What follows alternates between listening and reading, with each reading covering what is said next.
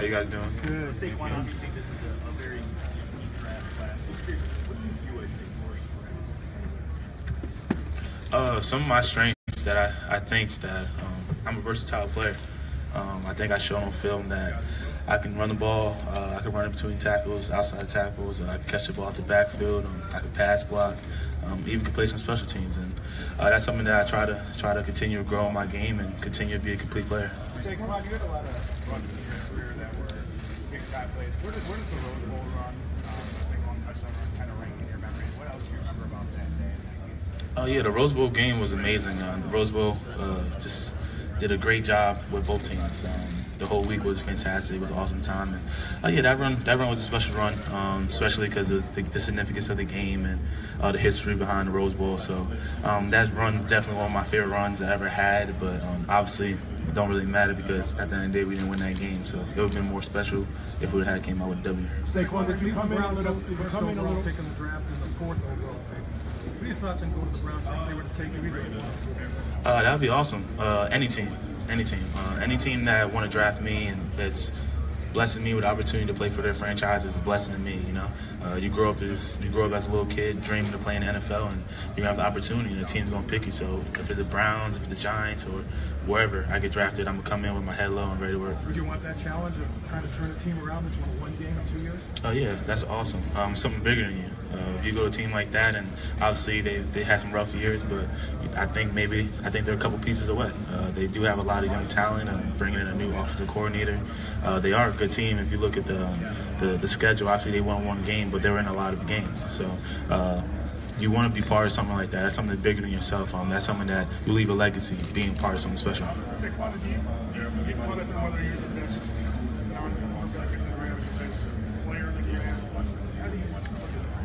I really don't look too much into that. Something that I believe in and something that I learned at Penn State is you got to control what you can control. And at the end of the day, if you get focused on that stuff, you take away from yourself. So I'm just focused on coming out here and try to dominate this combine, getting to know the guys, and when I'm working out, push myself and push the guys I'm working out with every single day and try to get better.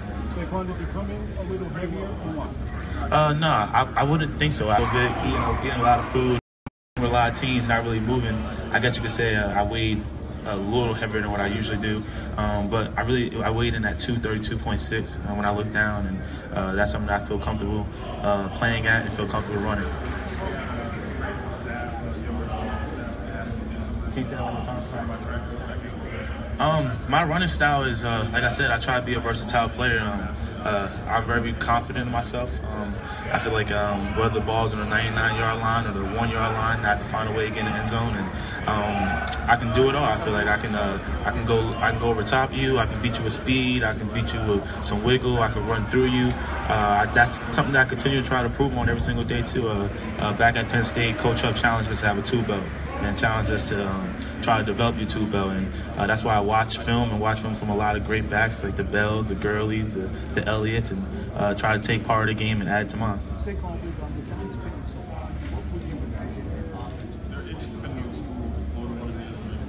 Yeah, I've gotten that question a couple of times. With the Giants picking at number 2, if I was fortunate enough to go to a team like that, and if I had the success that I had in college football, and God blessed me with the success in NFL, I think that would be a good fit also. Any team in my mind would be a good fit. Any team that want to pick me in my mind would be a good fit. But you look at that team, last year they were in a lot of games too, and they had a lot of injuries. But you got guys like Odell, that tight end, Sterling Shepard, a quarterback that's established and proven himself, got 2 Super Bowl rings. And if I was fortunate enough to go to a team like that and have the success I had in college football, I think that would also be another good fit. No, I am a competitor, and I love competing. But what my mindset is that I don't care if I'm drafted 1, 5, 72, or the last pick. I'm gonna come in with my head low, ready to work, and that's not gonna change me. That's why every team drafts me, you're gonna get the same person. You're gonna get a guy that's gonna be a competitor, a guy who's passionate about the game. Even though I'm a rookie, I'm gonna try to be a leader, best of my ability, and just continue to work. Saquon, when did football dream start for you? My football dream started for me when I can remember, when I was around 7, 8 years old. But my dad had been telling me, I've been saying I want to play in the NFL since I was 2. I was a New York Jets fan growing up, and my dad said I used to sit there at a very young age and watch football with him and tell him I'm going to play for that team one day. And I'm living a dream now. It's awesome being here and obviously being around these guys. And like you said, I think someone said it earlier, this group of running backs is from top to bottom. It's excellent. There's a lot of talent, and being around them and be able to live your dream and hopefully be able to make that promise I made to my mom when I was a little kid at one point and buy her house one day. Saquon, what would it mean if the Colts picked you at 3 and you got paired with Andrew Luck in that backfield here in Indianapolis? Yeah, that backfield, that's another good fit. I feel like I said, any team that drafts me and picks me, I feel like that I could adapt and I feel like I could be a good fit. And Andrew Luck is a great quarterback. Obviously, he didn't play last year because of injuries, but if you look at the seasons before, his success speaks for himself. And I never obviously got to meet him or got to meet anybody in the NFL really, but any team that wants to draft me, I would love to be there.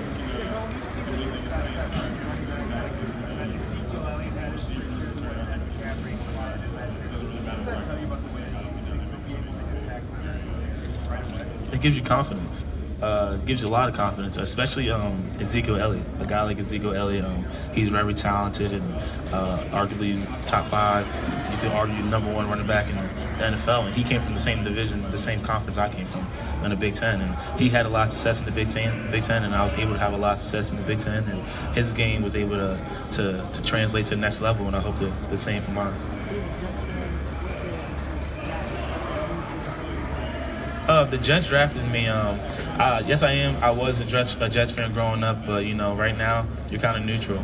You're very neutral because if the Jets draft me, the Giants, any team, it's going to be a blessing.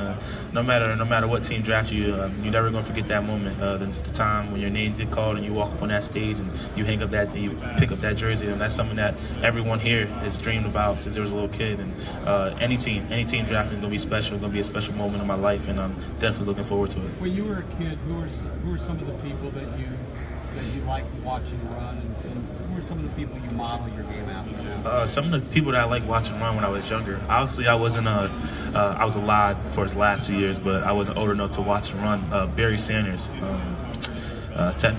Definitely with technology today and YouTube and all these highlight videos and stuff like that, at a young age, I was able to see the things that he was able to do on a football field. And that guy is, I think, I don't even need to say anything. He's spectacular. And he's an awesome runner, and that was a great guy that I looked up to growing up. Not only on the field, off the field, the way he carried himself. He was humble. When he scored a touchdown, he gave the ball to the ref. If you look at his football life, he's carrying cups to his old offensive lineman, and I think that's what a running back should be about. And I think that's what our position should be about, and I try to model myself after that. And people in the game today, I've never wanted to be like anybody. That's something that my dad taught me growing up. Never want to be like someone, be the next you. And but I am a fan of the game. I am a fan of position, and I watch everyone, and I try to take pieces part of the games and add it to mine, and try to be the most complete player I possibly could be. Saquon, when you look at other running backs like in the past, you say, "Oh, I can do that. I can do that." Was there a guy when you look at him and go, "I can't do that"? That's a good question. There has been some plays where guys have done things, and I'm like, wow, like that's amazing. Like Alvin Kamara did something last year. He caught a screen and he got tackled, but he didn't fall. He put his hand on the ground and kind of spun and rotated and walked into the end zone. And that was one of those plays I was like, that's something that I haven't done yet. And I would never say that I can't do anything. That's something that I'm definitely going to challenge myself to do. And guys like Le'Veon Bell, you're watching them run routes out the backfield and moving them outside to the slide and even outside line, and the route running, his ability. But my mindset is to never say I can't do that. That's something that I'm going to watch, and I'm going to challenge myself to try to improve and get as comfortable as comfortable as I can get with that. When you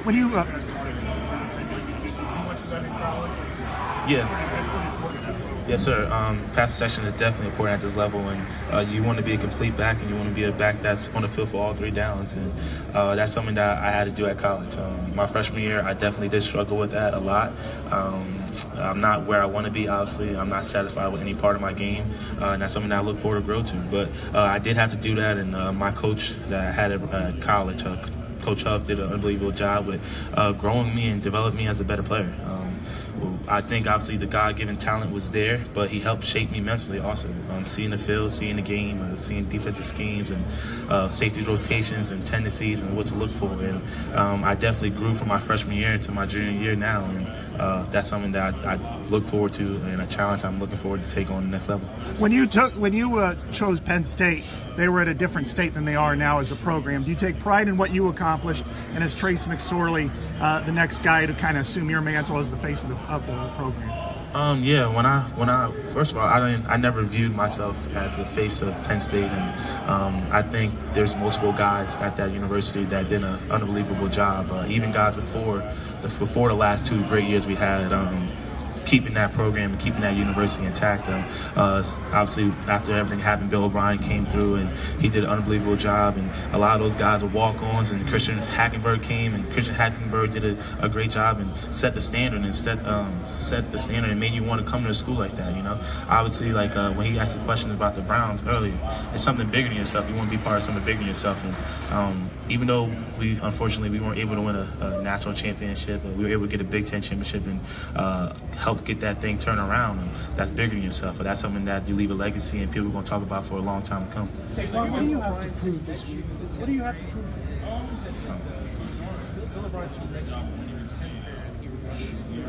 Yes, sir.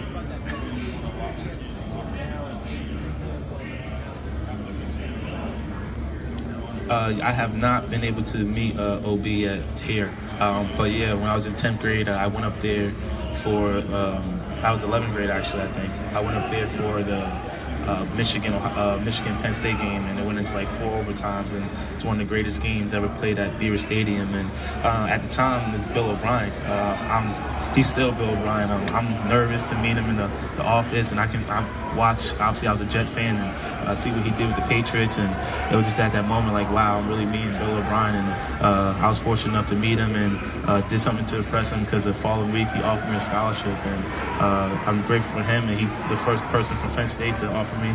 Obviously, I committed a little later on with James Franklin, but I'm so thankful to be able to meet a guy like that.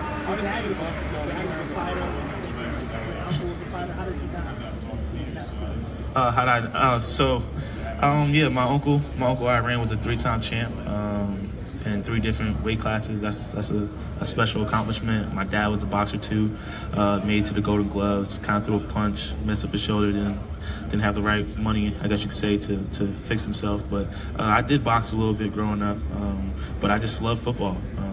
It's something that when I was a little kid, I just always wanted to do. My dad did try to put me in a little bit of boxing and did throw the gloves on me, and I did go to gyms and train a little bit, and that's something I actually look forward to trying in the NFL. I think a boxing workout is a great workout. It keeps you in shape and keeps your body physically in shape. It's going to help you for the NFL season. And right now I'm a rookie, and I'm still trying to figure out the steps into the NFL and picking pieces and from talking to vets and stuff like that. And but as I get longer in my career and get more comfortable in my career, that's something I look forward to taking on. What's your nature for looking, even though you really go anywhere and say, oh man, if this team signed for Cousins and brought me in, so you draft this guy and bring me into it, human nature to kind of run through potential scenarios? Yeah, you kind of had to, especially in today's age. I'm very active on social media, so I see a lot. I see a lot of mock this and mock that, but you can't get caught up in it, you know? If you get caught up in it, like I say, you take away from yourself and you're taking away from your craft, and you only can control what you can control. I can't control what the Browns do. I can't control what the Jets, the Giants, the Colts, and so on do. I can control what I do. I can control how I come and work every single day. I control how I work out, my work ethic, how I lead, and so I do see those stuff like that, and it is human nature because in today's age and being active on social media, but you can't get focused on that. How much do you pride in having potential be a weapon out there? How much do you think it really separates you? Yeah, that's something that I'm very, very proud of. From my freshman year to my junior year, I increased my receptions every year. That's a challenge that I was taken on, and my coaches and Coach Franklin challenged me to take that on, and I think that's where the game is going. You know, if you want to be elite, you want to be if you break down the running backs and you break down the top 5 backs, all those guys can catch the ball at the backfield. All those guys are special with the ball in hand, and that's something I strive to be. That's something I drive to be. I want to be one of the best, and obviously you got to respect the people that did before you and the people that are doing it now and learn from them. And you see those guys and how they're dominating games, not only running the ball but catching the ball at the backfield. You definitely want to take on that challenge and continue to grow. And obviously, like I said, I'm not satisfied by any part of my game.